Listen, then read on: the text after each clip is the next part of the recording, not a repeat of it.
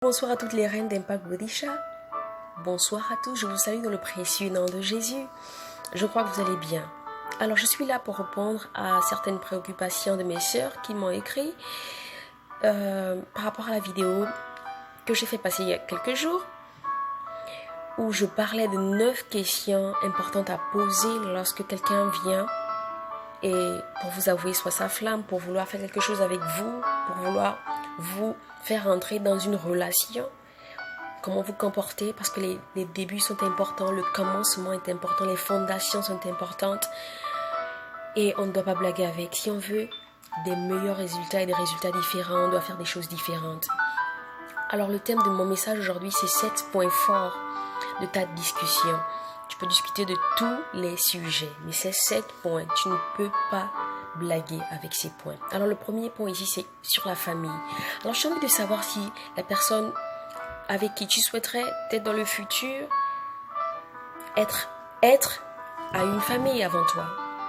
Tu as envie de savoir s'il a des enfants avant toi. Tu as envie de savoir si il est guéri de ses relations qu'il a eues avant toi. Tu as envie de savoir brièvement ce qui s'est passé. Si cette personne ne peut pas te parler correctement de ce qui s'est passé autrefois dans la relation qu'il a eue avant toi, attention. Vous savez, lorsque quelqu'un n'est pas encore né, lorsque quelqu'un n'est pas encore guéri, autant pour moi, de sa relation passée, il ne peut pas se mettre directement, sauter le pas pour vouloir se mettre avec quelqu'un. Sinon, cette personne va souffrir parce qu'elle sera simplement quelqu'un pour le réconforter. Et tu n'as pas besoin d'être cette personne-là dans la vie d'un homme. Tu as besoin d'être la femme qu'il aime, pas la femme qui est là pour le réconforter. Parce que l'autre a juste foutu une merde, elle est partie. Tu as envie de savoir quels sont les liens qu'il a. S'il a des enfants, il te dira. Tu vas déceler dans ses questions s'il est guéri ou non. Tu vas déceler dans ses questions si c'est un père aimant, si c'est un père qui s'occupe de ses enfants, si c'est un père qui est impliqué dans la vie de ses enfants. Tu déceleras ça dans ses réponses. Le deuxième point fort ici est sur la foi. Ok, tu n'es peut-être pas chrétienne pour l'instant, mais je crois que parce que tu es tombée sur moi, sur ma page, que Dieu va te rencontrer, que quelque chose de particulier sera ton partage. Alors j'ai envie de savoir si cette personne qui veut faire de toi sa femme dans le futur, tu as besoin de savoir quelles sont ses croyances. Toi tu crois qu'il y a un Dieu qui existe, mais lui il croit quoi? Est-ce qu'il croit en Bouddha? Est-ce qu'il croit en quoi en fait?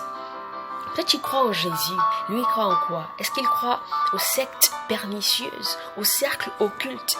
Tu as envie de savoir ces choses avant de te mettre avec lui, avant de pouvoir penser avoir des sentiments. Parce que c'est en étant avec quelqu'un de manière continue que quelque chose va se créer dans l'atmosphère. Le troisième point ici, c'est sur la vision.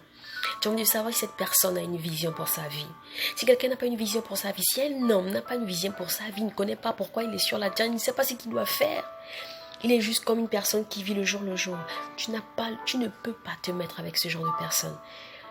Tu ne peux pas te mettre avec ce genre de personne. Tu dois déceler dans ces questions. Il doit te dire ses projets. Il doit te dire j'ai tel projet dans les 5 prochaines années. Voilà ce que je veux accomplir. Il doit te parler de ce qu'il veut accomplir. S'il n'y a pas ça dans ses réponses, ce n'est pas la peine de continuer. Tu sais dans ta tête que tu dois t'arrêter là. La 4e question ici, c'est sur le rôle de la femme dans une relation. Tu as envie de savoir comment il pense. C'est quoi ses pensées sur la femme? Est-ce qu'il pense que tu dois juste être là, juste être à la maison, tu n'as rien à dire, tu n'as pas de mots à dire en fait.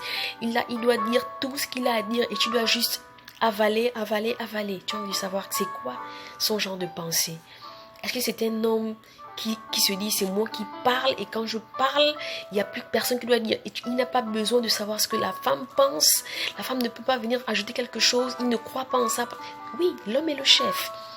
Mais est-ce qu'il n'y a pas, il ne donne pas une partie, une infime partie à sa femme de s'exprimer, de donner ses opinions.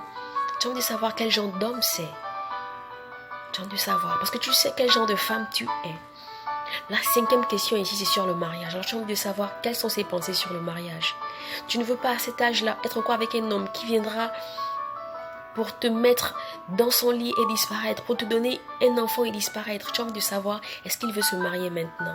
Parce que tu ne veux pas être avec un homme qui va te garder des années en études et te donner plein d'enfants et disparaître ou trouver quelqu'un de plus jeune que toi et dire, ok, elle, c'est plus bon, c'est plus mon niveau.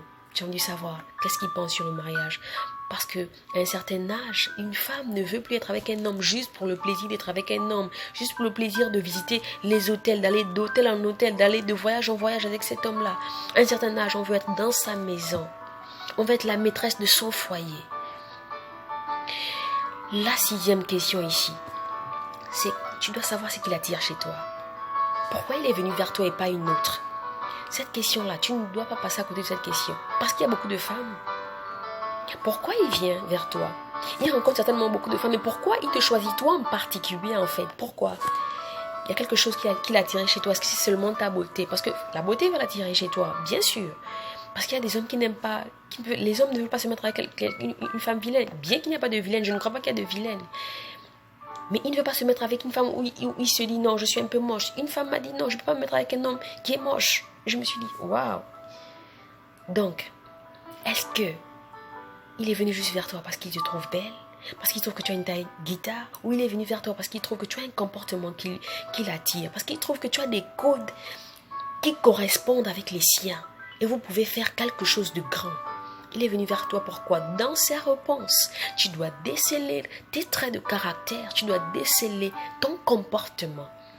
S'il y a juste ta beauté, attention. Si le jour qu'il verra une femme plus belle que toi, ben il va te laisser pour elle. La 7e question ici, c'est qu'est-ce qu'il veut?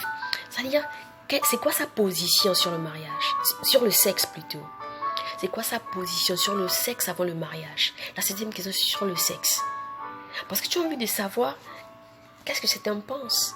Est-ce qu'il veut juste que je me donne à lui et puis après, il va commencer à me faire tourner?